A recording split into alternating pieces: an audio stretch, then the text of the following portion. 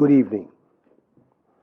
9 days ago, I came to your homes and requested you to make great sacrifices to save lives and to protect our motherland.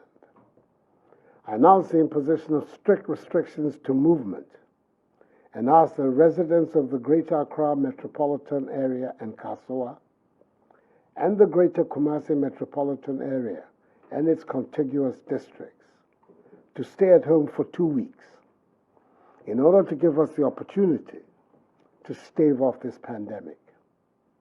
As a result, residents of these two areas had to make significant adjustments to our way of life, with the ultimate goal being to protect permanently our continued existence on this land. They heeded the call, and they have proven so far to each other and indeed to the entire world that being a Ghanaian means we look out for each other. Yes, there are a few who continue to find ways to be recalcitrant, but the greater majority have complied and have done so with calm and dignity. Tonight, I say thank you to each and every one of you, law-abiding citizens. Let me thank in particular all our frontline actors who continue to put their lives on the line to help ensure that we defeat the virus. To our health workers, I say a big aiko for the continued sacrifices you are making in caring for those infected with the virus and in caring for the sick in general. You are the heroes and heroines of our generation, and government will do all in its power to provide you with the relevant tools to do your work effectively. To the men and women of our security services who have been enforcing the directives by patrolling our streets day and night, conducting surveillance, snap checks, and mounting roadblocks, we're deeply in your debt. It is these security measures that have created the basic framework within which our medical personnel are able to pursue contact tracing, testing, and treatment of persons with the virus, whose implementation offers us the most secure means to defeat the virus. Reports I've received so far indicate that the police, military, and other members of our security services have discharged their mandate with considerable professionalism. Furthermore, working with the Ministry of Local Government and Rural Development, we see personnel of the Ghana Armed Forces involved in the cleanup of our drainage systems and of our markets. In the very few instances where members of our security agencies have employed the use of excessive force against the citizenry in enforcing the restrictions on movement, the Inspector General of Police and the Chief of Defense Staff of the Armed Forces have taken steps to investigate such incidents, and they have given me the assurance that those found culpable will be duly sanctioned. Thus far, the alleged wrongdoers have been withdrawn from the ongoing exercise. To enhance command and control, more senior officers have been deployed at the operational level, and each member of our security services participating in the exercise has been handed an aid memoir highlighting essentially the guidelines for the operation. However, I'm extremely perturbed by the actions of a few unpatriotic persons who are deliberately passing off and circulating old videos of alleged brutality by members of the security agencies, largely of foreign origin, and presenting them as though there were new incidents by Ghanaian security personnel which have occurred during the course of this past week. It is sad, it is unfortunate, and it must end. We should all be in this fight together, and there's nothing to be gained with widespread fabrication and distribution of such videos whose sole aim is to create discontent and undermine the trust of the population in the men and women of our security services. Who gains from such conduct? Nobody in their right senses. The law enforcement agencies are determined to locate the originators of these antisocial acts. Fellow Ghanaians, as I've said before, all the government is doing is intended to achieve 5 key objectives: limit and stop the importation of the virus, contain its spread, provide adequate care for the sick, limit the impact of the virus on social and economic life, and inspire the expansion of our domestic capability and deepen our self-reliance.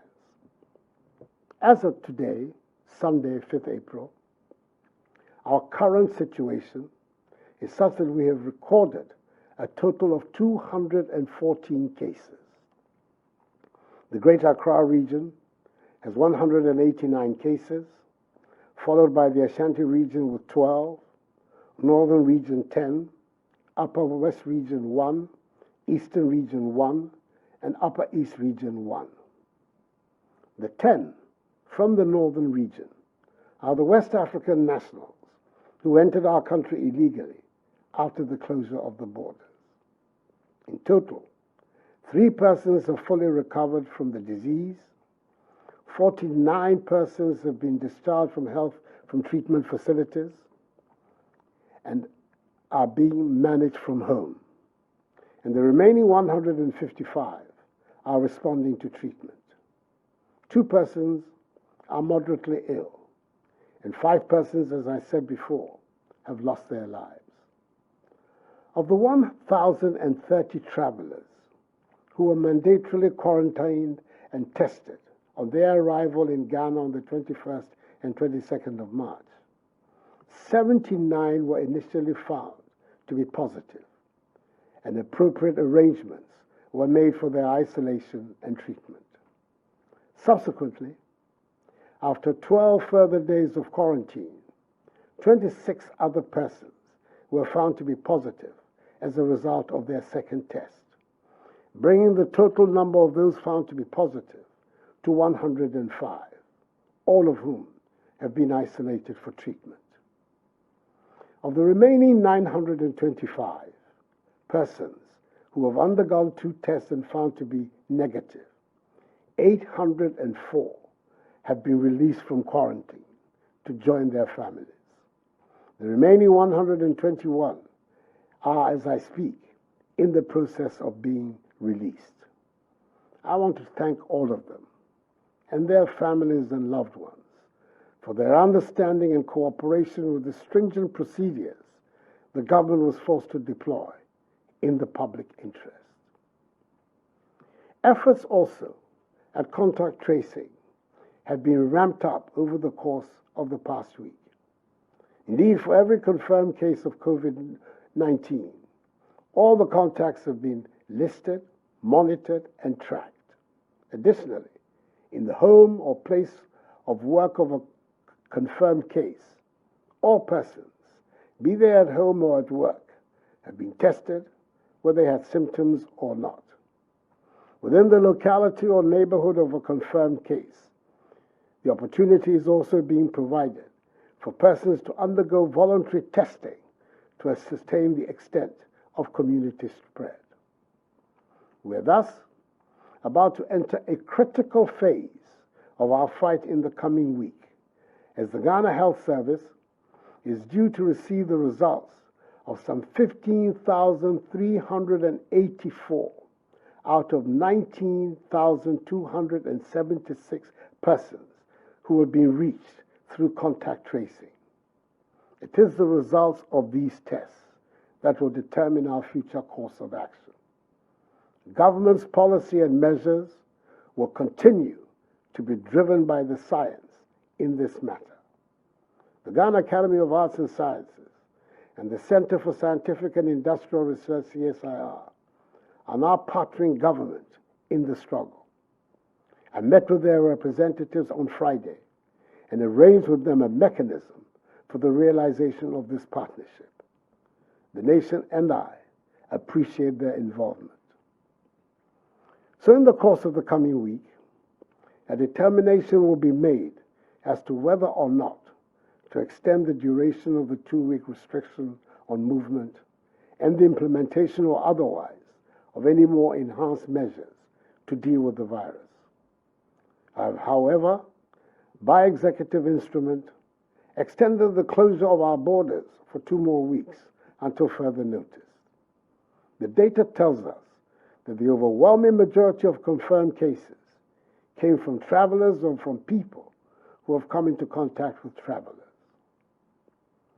Fellow Ghanaians, tonight I stand before you to ask for your continued patience, support, vigilance, and adherence to the measures.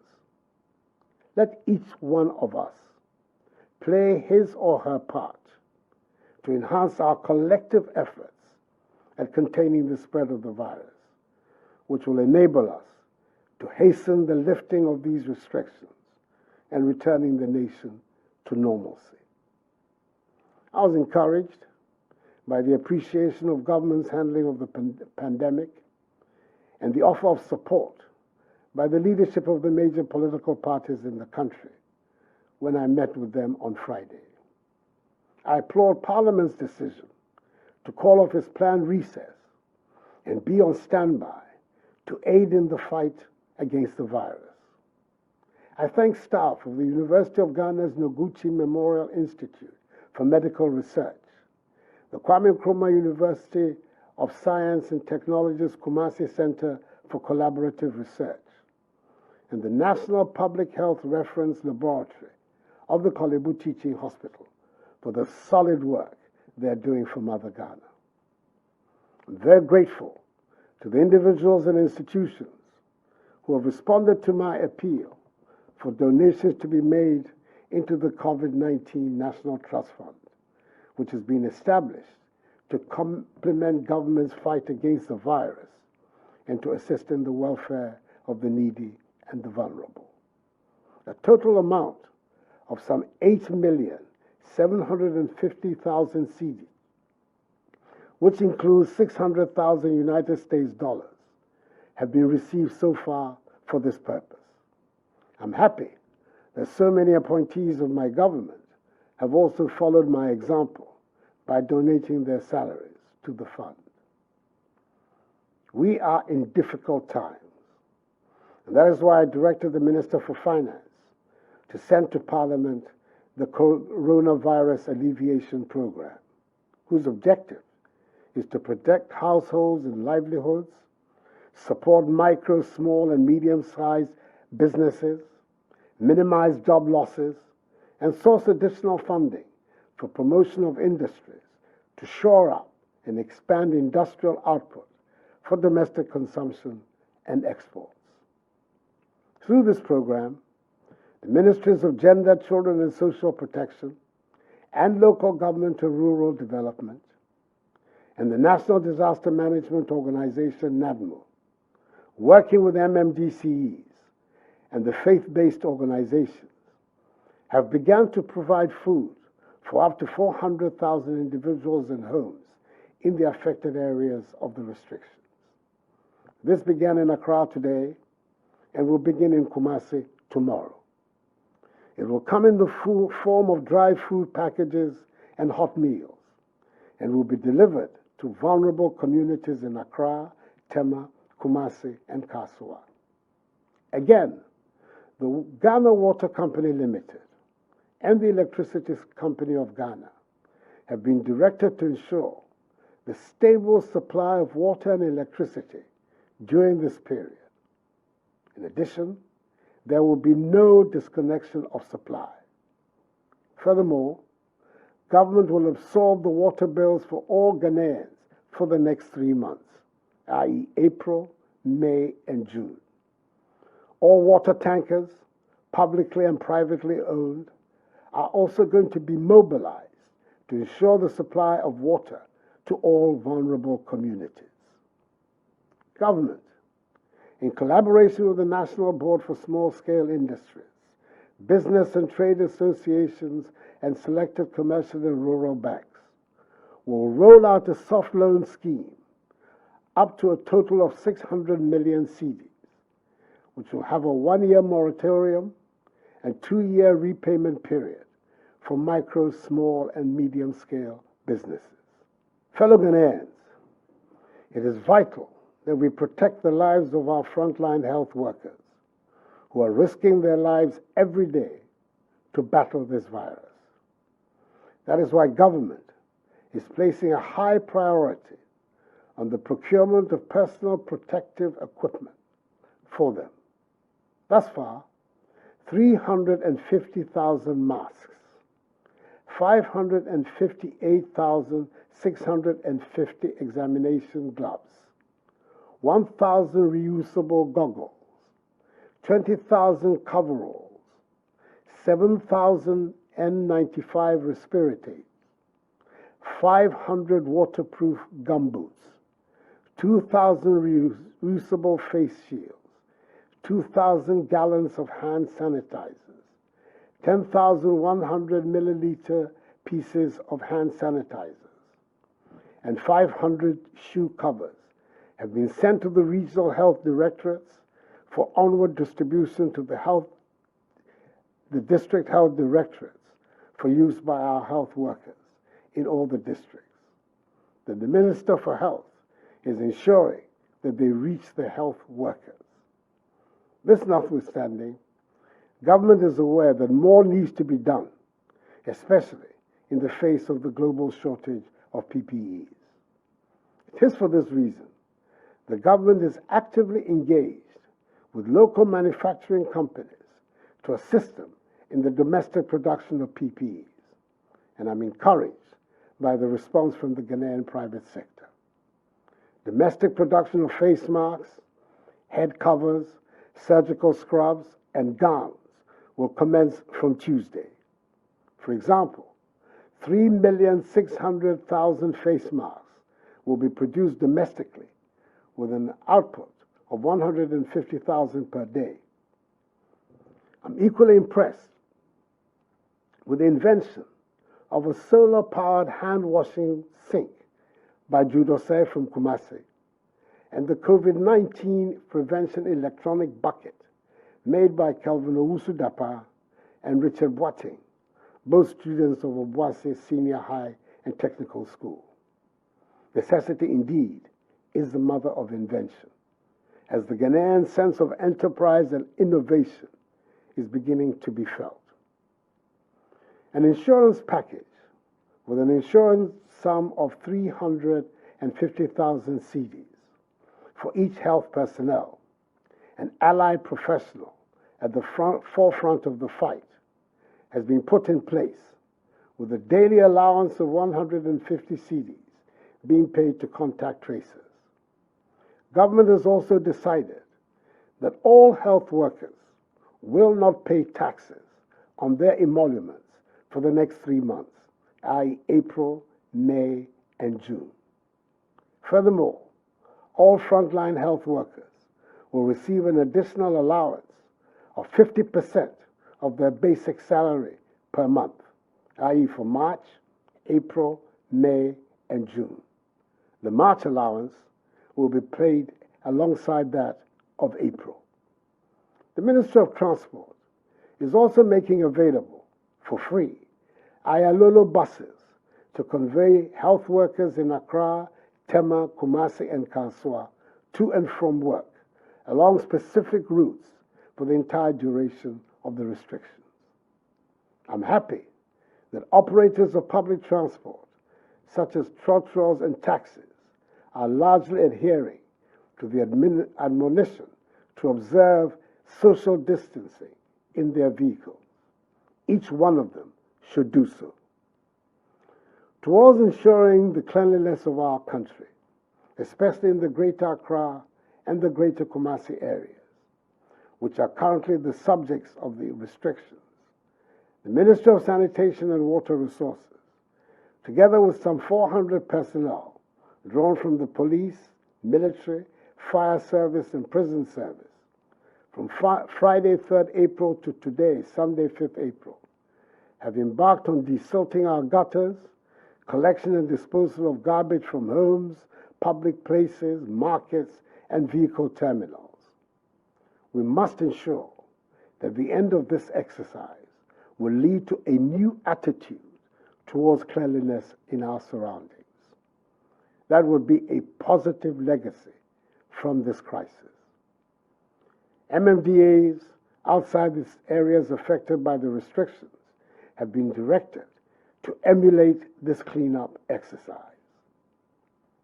As of Saturday, 4th April 2020, markets and lorry terminals in 13 regions have been cleaned and sprayed, with the 3 other regions set to follow in the coming few days. We've had to take the extra step of closing a few markets in Accra and Kumasi, where traders and market women had flouted the rules for social distancing. Some districts have also embraced the policy of alternate days for alternative products in a bid to decongest the markets and ensure social distancing. I'm fully aware of the disruptions to your lives occasioned by these measures. Your personal movements, way of life, the education of your children, your livelihoods have all been disturbed by this virus. But believe me, the measures are necessary if we are to free ourselves permanently of this pestilence. Fellow Ghanaians, I will continue passionately to appeal to you to observe prescribed social distancing and good personal hygiene to contain community spread. These enhanced hygiene protocols must become a part of our everyday lives. We must not abandon them. And remember that the law enforcement agencies are going to increase their enforcement of the stay-at-home directive. Do not leave your homes other than for the essential stipulated reasons. The cynics question our capacity for the maintenance of discipline in this period and in its aftermath. However, I am confident that we will prove them wrong. Ghanaians always rise up to the occasion, and we will do so again. United, we're going to win this battle. I'm privileged to be speaking to you on a sacred day of the Christian calendar, Palm Sunday, which ushers in the Holy Week to commemorate the passion and sacrifice of Jesus Christ. Let his example unite all of us, Christians, Muslims, all Ghanaians, in our care for each other and in our resolve to overcome this challenge. This too shall pass. Together, let us ensure that the scourge of this virus becomes nothing but a temporary blip on the fortunes of our nation. And we will go on to realize the vision and aspirations of our forebears who envisaged Ghana to be a free, democratic, prosperous nation, the beacon of freedom and justice, the Black Star of Africa, the harbinger of a new black civilization in which the dignity and prosperity of black people everywhere are assured. May God bless us all and our homeland Ghana and make her great and strong.